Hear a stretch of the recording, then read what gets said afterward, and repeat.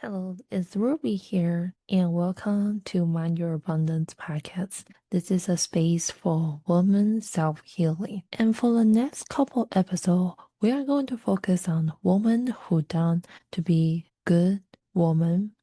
And you are ready to be bold and confident itself. I'm Ruby. I'm a coach, and I help women just like you to start people pleasing and release the guilt and create a healthy boundary with yourself and other and start building the confidence and self-trust for change everything in your life. So for the next couple episodes, we're going to dive in healing, boundaries, nervous system work, and real story behind what it takes to rise. Because you are not here just playing small anymore. Let's get into it. Then we're going to talk about the real reason you keep saying yes when you actually want to say no. Can you go back to just think about how many experience you have encountered, how many times you experience this? When I do this exercise, I would say more than 10 times. Yes, I'm 36. I will say more than 10 times, especially when I younger. Yeah.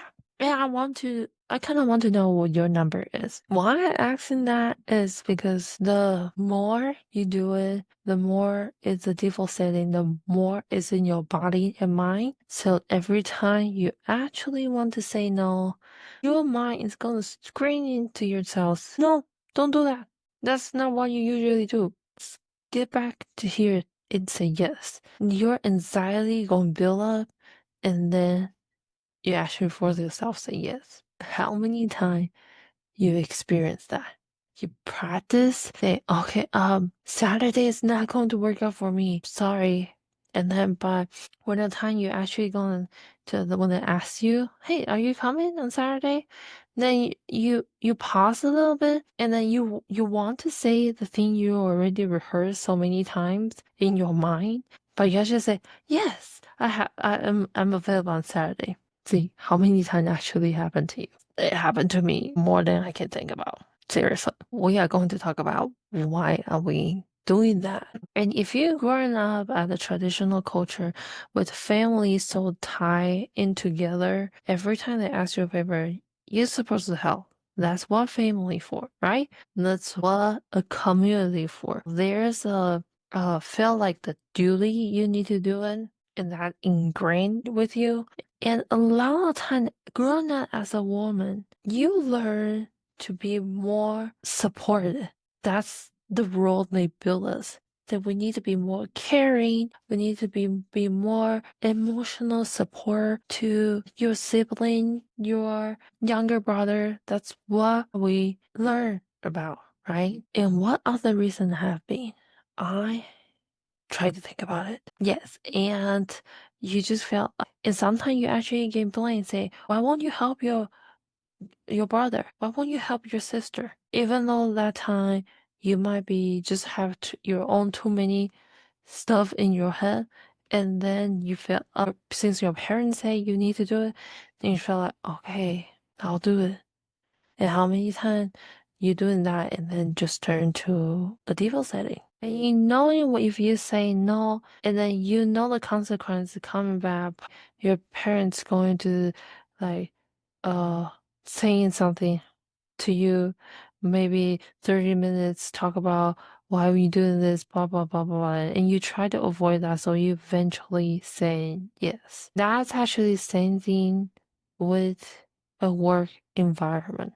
If you pay attention, your coworker could be like your sibling. Even though you don't have the blood related, and then your boss is like your parent. That dynamic is very similar. You're supposed to make the team better. You're supposed to helping out each other when we have a hard time. That's how a teamwork do. And there's a time your coworker is supposed to take the responsibility for their own work, but they're not doing it. They're not communicating, and then they end up in the terrible position. Now your boss know And then the boss start kind of saying, okay, why is not people jumping to help? Why is it uh we're not doing all this together? And then that feeling, emotion triggering you back when you was a child, same thing with your sibling. Does that sound familiar? And that also go to when you get married, when there's a two family combined and there's more uh obligation, I would say.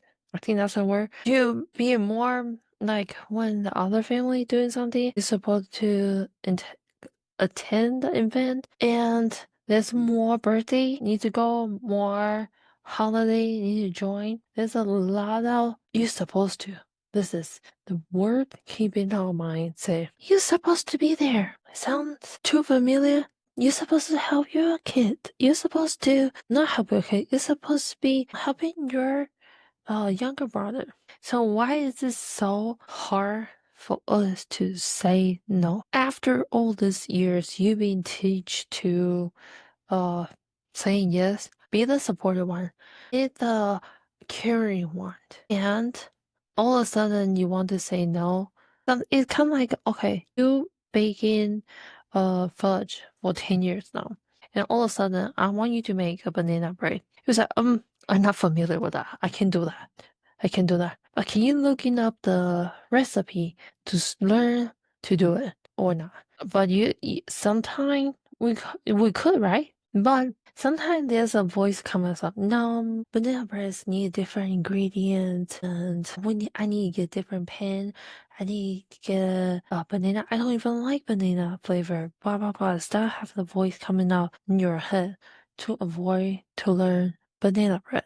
That's just a metaphor. I don't know whether banana breads all of a sudden come out to my mind. So it's unfamiliar with you. And then you just feel like, I don't know, I can do that.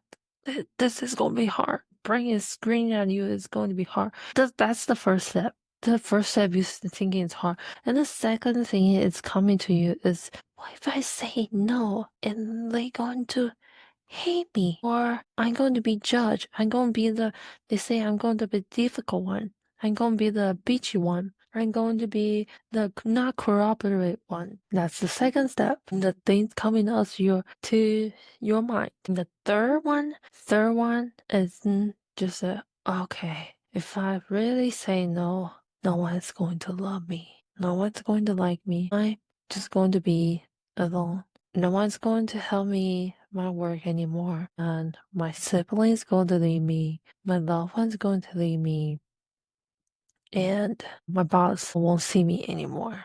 My teacher will just ignore me because I'm saying no. I would say that's a three different stage when we start to learn how to say no. And to be honest, the weird thing is when we all self-center in ourselves, okay, if we say no, we're going to get hate, we're going to get judged, we're going to be abandoned. But if we switch around the situation, switch just 5 minutes, switch around the situation. Have ever experienced someone saying no to you, especially the close one? Because we have a hard time to say no to the close one, family, loved one. So have you ever experienced they say, sorry, I can do that this week. Sorry, I can't go to your event. Sorry, I cannot help you out this moment. What's the first emotion come up to you when you pause a little bit and then think about it? Is it like, damn, I thought you are my family. You're supposed to help me out. Or you're thinking actually, oh, that's fine. That's understandable. Understand you have a lot on your plate right now. Which emotion come out to you? It could be both. To be honest, it could be both. And if it's the first one, that might be you pouring a lot to them already, and then you kind of feel like you should receive something back from it. And if it's the second one, you are trying to be compassion. You understand their situation, and you being more kind and notice their no is not personal to you. It's not try to make you hurt your feeling. But why is it when we switch around and we feel like when we say no, we are almost feel like we are attacking others. Isn't that an interesting thing, a perspective to think about? I want to share a personal experience with you guys. It's about 7 years ago. I'm having depression and I work really long hours, 6 days a week. And my sister-in-law is moving and they not really ask us. It's kind of like a default thing when the family move in. People are supposed to jump in to say, oh, yeah, I can help. I can do that for you. And it's just like a family thing. And I say no. I say, sorry, I can't do it. I literally cannot do it because I even have a hard time to get out of bed. Things my life that time is going to work, eat, and go to bed. And I have so much chronic inflammation in my body, so my right shoulders have so much pain. And that's only one day I can take a break. I know the moving is hard, difficult, challenge, but my physical and mental that time I literally cannot. So basically saying I'm sorry, I can't help you with that. But my husband saying that's that's not good because you're supposed to help the family. And I understand that because they always been helpful and I want to be helpful that time too. But I literally don't have the capacity during that time. So after my husband saying that, I feel guilty also because I cannot help. But I also know I need that extra day in space for myself to recharge. And that thing will be with me for a while. And the last time they are moving again, we offered to pay the mover. I offer say we can pay the mover, partial mover for you guys because they really have big family, have a lot of kids, and we don't mind to pay the mover for you to make it easier. And since I'm actually I'm about 36. I actually have a little hard time to pick up heavy things. When I'm younger, I don't have problem with a group together picking up heavy things. It's not really a big deal for me.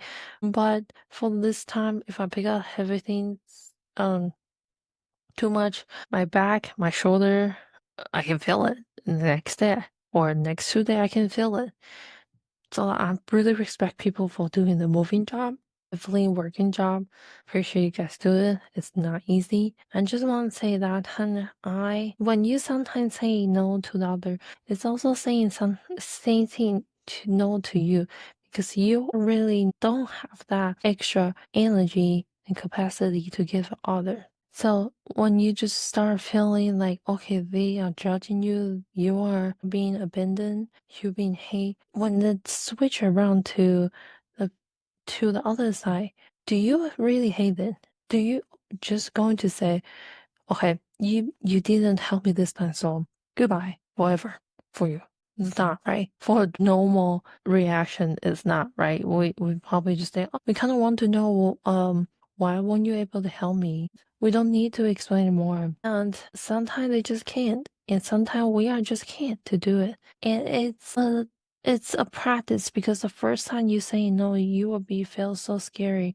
You feel like this is so unfamiliar. I am so uncomfortable. It's so much like when you go to gym, you work out, you try to build a muscle up. It's a painful process in the beginning. And when your muscle stuck and used to the weight and the stress you are pulling in to build that muscle, you start being comfortable.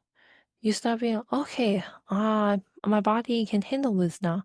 And then you start putting more weight and building stronger muscle. It's the exactly same process for your energy and for your mindset. So I hope this helped and let me know what your thought. You can DM me on Instagram or TikTok or just email me. I hope you have a great rest of your day. Bye. Thank you so much for tuning in for Mind Your Abundance podcast. If this episode spoke to your soul, I would love to invite you to join our waitlist for my 8 weeks group coaching program. It's called Awaken Heart. It will open in July 20th, 2025. You will get exclusive early access and special bonus and the first news or secret when the door is open. So you can head over to where rubychen.com. Just right in the top, there's a button to join to put into a priority list. You can just click on the button and sign up, and you will get all the news and goodies there. Thank you so much for listening. I hope you have a great day. Bye.